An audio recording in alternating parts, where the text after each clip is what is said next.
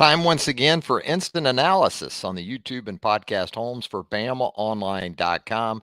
Travis Reier, senior analyst for BOL, back with you this time following the Alabama Crimson Tide 66-10 win over FCS Chattanooga Saturday afternoon at Bryant-Denny Stadium. Senior day, a rousing success for Alabama, as you might expect, given the matchup, but give Alabama credit. Came out engaged, ready to go. Unfortunately for the visiting Mocs, they felt the brunt of that. A 21-point first quarter for the Crimson Tide.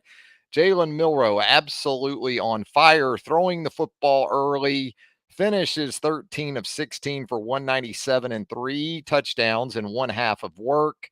Alabama fans love those backup quarterbacks. Traditionally, that's the case with every fan base. So bit of a bonus in Alabama playing as well as it did offensively in the first half. You got to see Ty Simpson there in the second half for a good bit. How about Ty with that 78-yard run? Came up about a half short of crossing the goal line, unfortunately, before he put the ball on the field. Alabama was able to maintain possession, though, get into the end zone.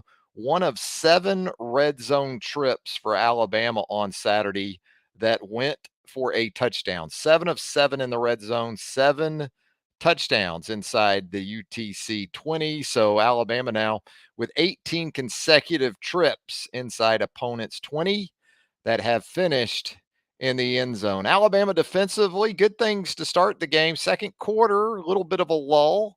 You saw UTC start to hit the run game a little bit. How about Geno Appleberry of UTC? He's going to be able to say something that guys like Ray Davis, guys like Jalen Wright, who, by the way, I just saw Jalen Wright house it on the first play of the game against Georgia up in Knoxville. You got all these SEC backs that can't claim what Geno Appleberry can. 22 carries, 104 yards. He had that 40-yarder. And Alabama, as we've talked about over the last several weeks, done a nice job against SEC running backs. But Appleberry had the 40-yard touchdown run there in the second quarter. Between the second and third quarters, again, third downs weren't especially good to the Alabama defense. You look at it, UTC converts just 4 of 14 for the game. But I think in that mid stage of the game, second and third quarters, UTC was actually, I want to say, 4 of 7 in those situations. So, about what you would expect, given the opponent. And we're going to check in with you too, by the way. If you want to check in the comments in the chat area there, we would certainly love for you to do that. The return game, certainly newsy for Alabama on Saturday. Kool-Aid McKinstry fields a punt inside his own 5, proceeds to fumble. Give Jam Miller a lot of credit, man. We talked about that guy on special teams a good bit this season. And once again, Jam with a heads-up play to jump on that loose ball and keep possession for the Crimson Tide. But after that, it was the Caleb Downs show. And so you get a non-offensive touchdown on the long punt return by Caleb Downs. And he looked pretty comfortable back there. He had a couple of tough opportunities. Those tail draggers that are dying, they're a lot more difficult to deal with than the booming spirals that turn over and push you back, because at least you're going away from the coverage unit. With those tail draggers that don't turn over and die quickly, even if you're fair catching them, you're running up into the traffic, which can be disconcerting to say the least. But Caleb did a very nice job in that area of the game. And the defense, again, Jahad Campbell with 10 tackles in the game. Injuries a big part of the storyline in a game like this, as you might expect, for both teams, really, because Chattanooga was without its starting quarterback. And with that, how about a Huntsville native getting his first start at the college level? Luke Schomburg, Sparkman High School, stand up in the Huntsville area. Luke Schomburg, a little bit nervous, I'd say, to start. A couple of balls that were hot going off receivers, but he settled in. Give the young guy some credit. Finished 10 of 21, 107. Had the interception. Boy, that was a nice play by Christian Story, who hadn't jumped that route in the flat. And was able to record the interception. But again, Alabama, too much offensively, really too much in the kicking game as well. Good to see Will Reichard, too, in his final home game at Bryant-Denny Stadium. Why not? How about a 50-yarder? kind of close things out. And even better, how about the extra point that went off the right upright and ricocheted in? Used to seeing Will come even close to missing an extra point. So that one was interesting to say the least. You think about stats in games like this, and you hear the old adage, stats are for losers. Well, time of possession is also often cited in that regard. And I think that would be the case today, too, because Chattanooga actually had the football for 33 and a half minutes compared to 26 and a half minutes for Alabama. But some other stats that you consider in a game like this: Alabama averaging 10 yards per play, averaging a first down basically every time it snapped the football. And yards per attempt, again, a big part of things with Jalen Milroe well into the double digits where yards per attempt. He got things going early, hooking up with Jermaine Burton. Good to see Jermaine back out there feeling better after missing that Kentucky game due to illness. With that, you had Kobe Prentice out on Saturday. Nick Saban said in the post game that Kobe strained a hamstring during the practice week, probably could have been able to play if they needed him.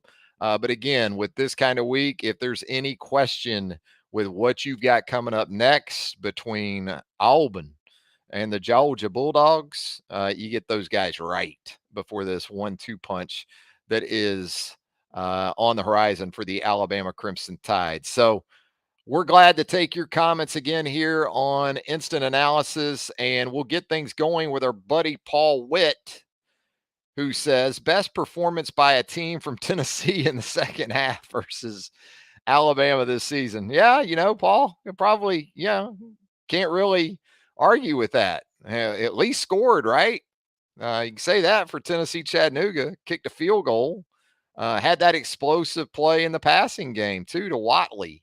A play in which Alabama looked like brought Devontae Smith from the safety position on a blitz. And once Watley got inside, Caleb Downs, he was pretty much off to the races. Again, credit Downs for staying with the play and stopping it short of the end zone. That ultimately led to or forced a UTC field goal. But yeah, I thought UTC had some explosive plays. Had the 40-yard touchdown run and the 54-yard pass completion, which I think was the longest pass play that Alabama. Is that the longest pass play Alabama's given up so far this season? Good stuff from Paul Witt, though. We're going to check in with Tara Whittle here in the comments, who says, nice job by so many guys today.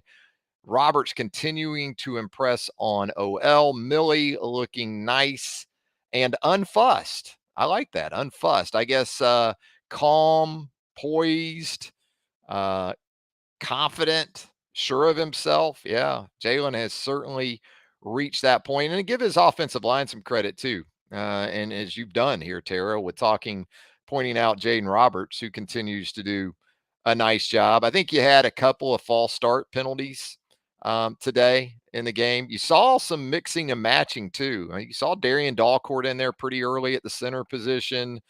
Seth McLaughlin came back for the start of the second half, and you're right. So many guys had an opportunity, Tara, to see the field on Saturday, which is huge, not only as we talked about for personal development and growth, but team morale, that team dynamic, man. When guys know there's at least a chance they're going to be in the mix, um, that was a good thing. I think Nick said in the post game, Alabama dressed essentially everybody in the program.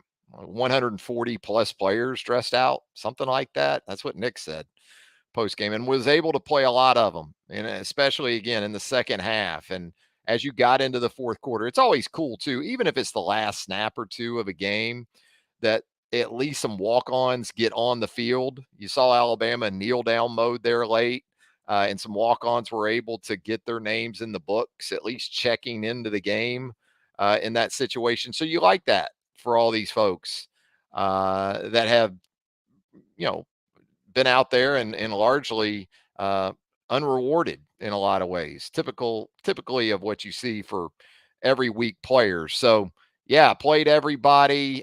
Q Robinson was a guy that I know there was some concern about. He left the game. Nick said post game that was a stinger. I think Q even came back for one of the last kickoffs or the last kickoff of the game.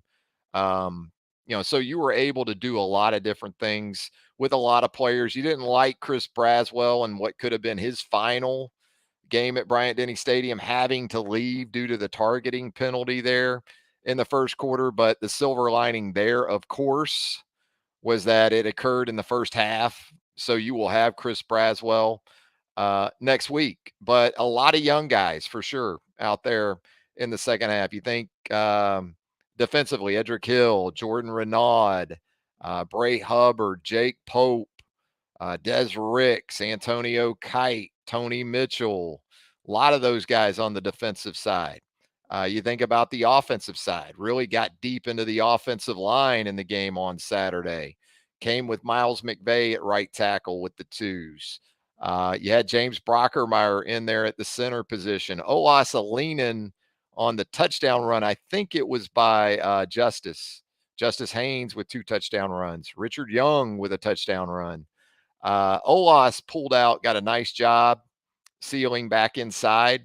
I think that may have been also Danny Lewis working in conjunction with him and kind of that counteraction that Justice did a nice job too of setting up. So absolutely, Paul Witt, Jam Miller does have that juice. No doubt about it. He did some good things once again on Saturday.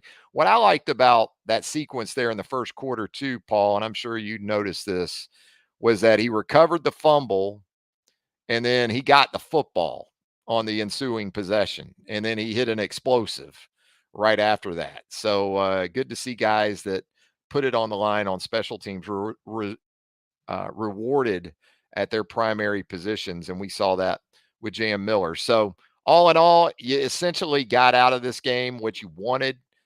First and foremost, you got out of it um, healthy, I would say, for the most part. Again, Q looks like he's going to be okay. He's very important to special teams and your situational packages. It was tough defensively to do much in the way of sacking the quarterback. Ball was coming out quick. Alabama did have 3 quarterback hurries in the game, Q with a couple of those, Dallas Turner with 1, but no sacks for Alabama. And again, I think a lot of that had to do with the ball getting out very quick, some of it off RPO action. Um, and tackles for loss weren't much either, just 2 tackles for loss.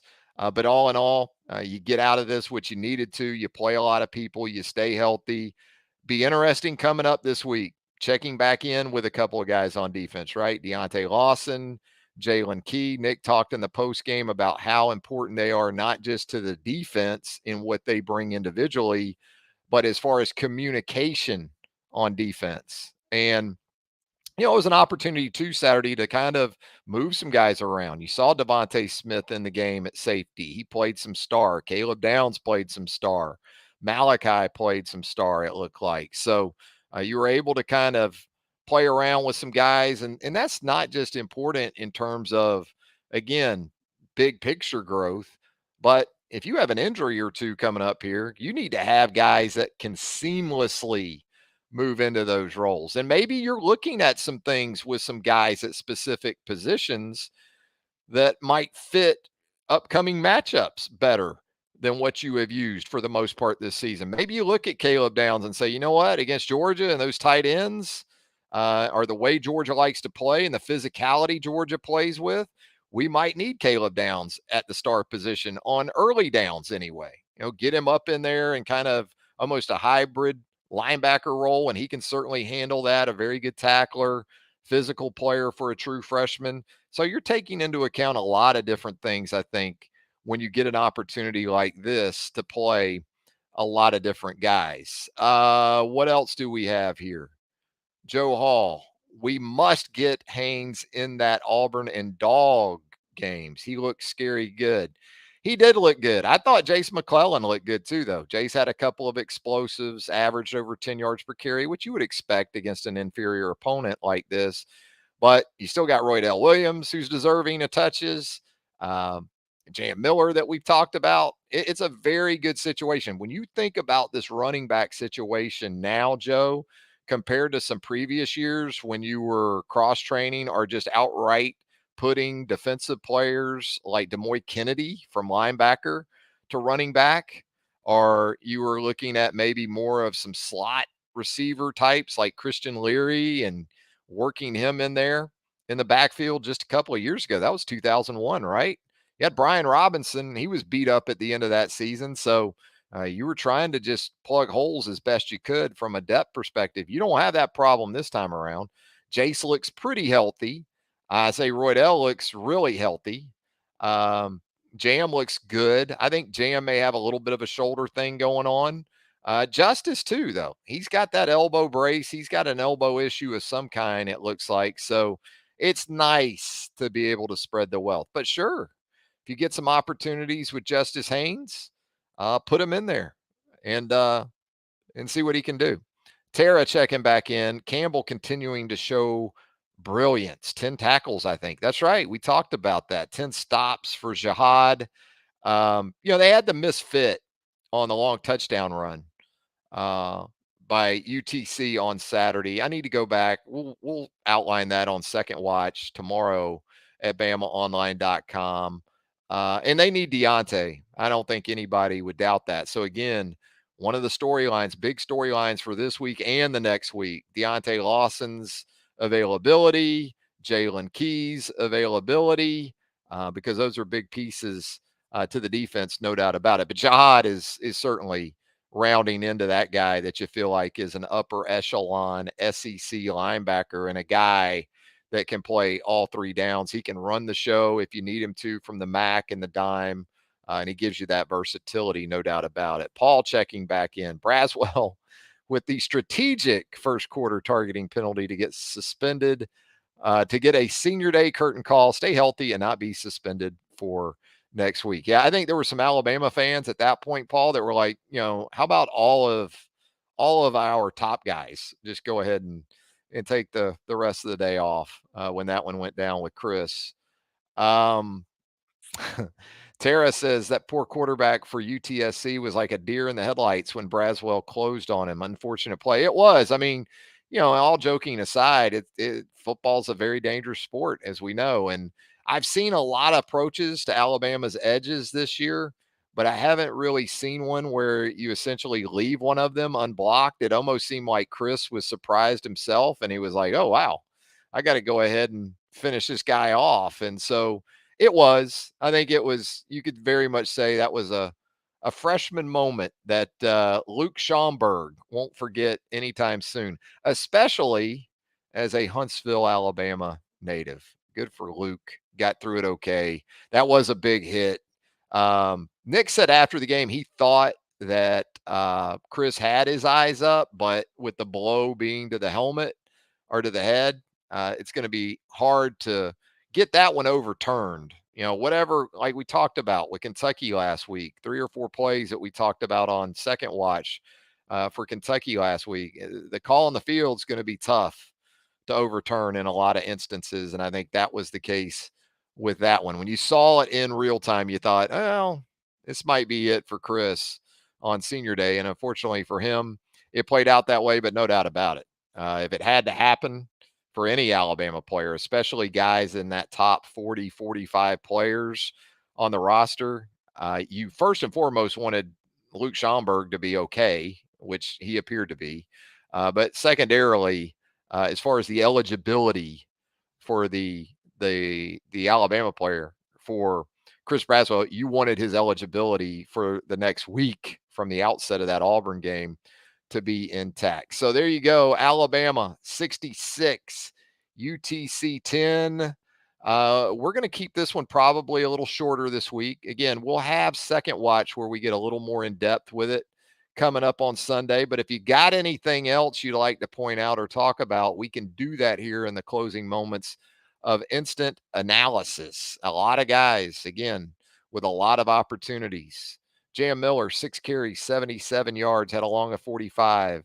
Told you Jace averaged over 10 a carry. Roydell Williams, 7 for 52. Justice Haynes, 5 for 42, 2 tutties, and a long of 33. Isaiah Bond, 4 catches, 23 yards. Jermaine Burton with that strong start, 3 for 105. Malik Benson gets in the end zone. How about that for Malik? Kendrick Law, 2 catches for 32 yards. And I want to point out again, too, that the improvement of the wide receivers as blockers has been notable, I'd say. And especially with Kendrick Law and what his physicality allows you to do um, in some different things. You know, you can bring him across a formation almost like an H-back. And you saw it on one of the big runs for Alabama Saturday. He got some real impact on his guy there. Looked like an outside linebacker or maybe even a defensive end. Did a really nice job. Amari Niblack with 2 catches for 24 yards. How about Robbie Oots getting in the end zone? You know, in my 5 predictions, I had this being the week CJ Dupree would get in the end zone. Robbie Oots got his touchdown, man. Danny Lewis with 1 catch for 5 yards. Good to see Cole Adams, too. When you got late in the fourth quarter, you got to see Shaz Preston. You got to see Cole Adams. You got to see Jaron Hamilton really later on in the fourth quarter. So a chance to get, again, a lot of guys. Ty Lockwood at the tight end position you saw in the game. So even in the special teams too, you know, you were able to do some of that as well. So Talty able to get in there with some kickoffs for you on special teams. So all's well that ends well against an FCS opponent, and we're just getting started. We're not ending anything at BamaOnline.com, so you need to get with us at BOL. We're going to have continuing coverage from this game and certainly get you ready. Thanksgiving week. You ready for Thanksgiving? Hope so. Thursday, of course, we got Thanksgiving, but the Iron Bowl 1 week from today from Jordan-Hare Stadium. Some of you folks will be looking under the bed all week, won't you, for that Jordan-Hare boogeyman? Hey, I get it, man. Been a tough place, been a scary place at times. We'll see. We'll see how it goes. But again, more coverage for you at BOL. Hang out with us at the roundtable or premium message board there at BamaOnline.com. Plenty of recruiting information from Tim Watts, Andrew Bone, Joseph Hastings from the team side, our senior team reporter, Charlie Potter, myself, Clint Lamb, Jimmy Stein. We've got you covered. You got hoops too. Got some big hoops coming up for Alabama too, man. You got a matchup with Ohio State down in Destin coming up next Friday. Yeah, possibly, I guess, Oregon or Santa Clara. Beyond that, December is going to be interesting too for Nate Oates' team from a scheduling perspective. We got all that coverage for you right there at BamaOnline.com. Travis Reier, thanking you once again. And until next time, so long, everybody.